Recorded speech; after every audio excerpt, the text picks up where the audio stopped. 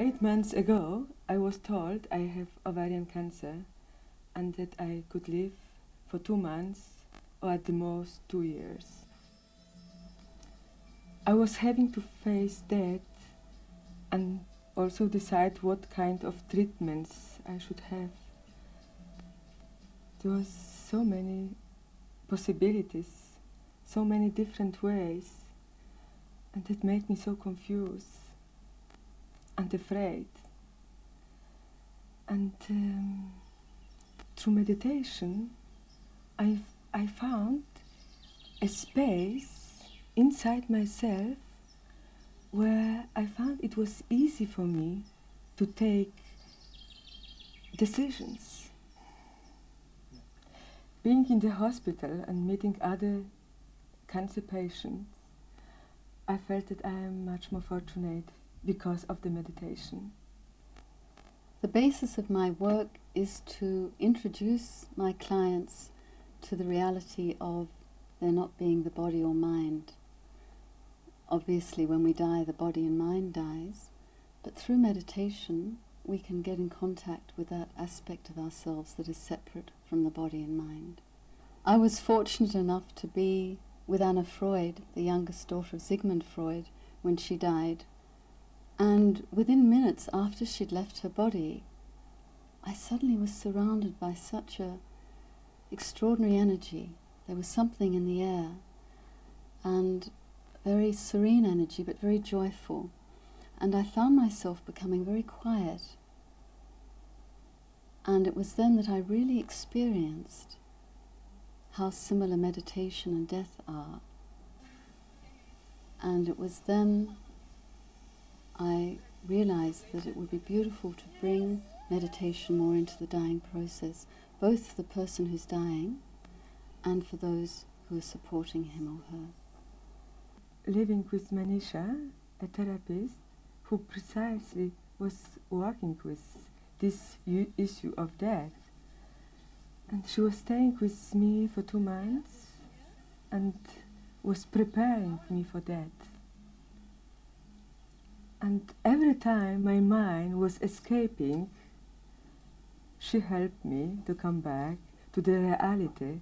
And for me, reality was death.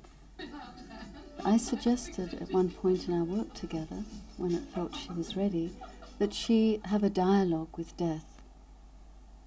Because she was saying whenever she woke up in the morning, death was standing there by her bed. So I said, so talk to that presence. So she talked to death, saying, when I wake up, I always feel you're there waiting to jump on me and take my life, and I'm frightened of you, and I'm not ready for you. And then I suggested she take the other role, she become death.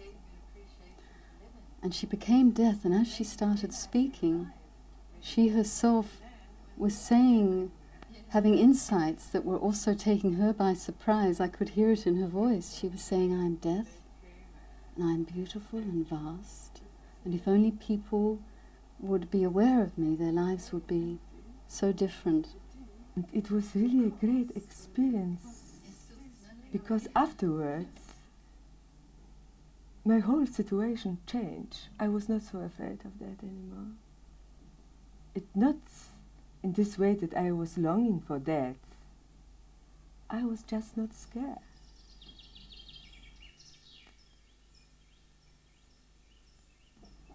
I was fortunate because I was staying with death for so long time, and I'm still in the same situation.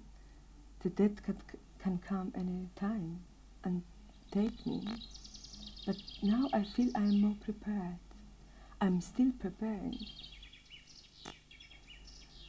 And for me, preparation is meditation, is to go inside myself and find a place when I can relax, when I can actually meet death in meditation. I want to be prepared for that because I feel that the death is not the end of life. I don't know what death is, but I want to go through this experience of death. I want to be awake and aware, welcoming death.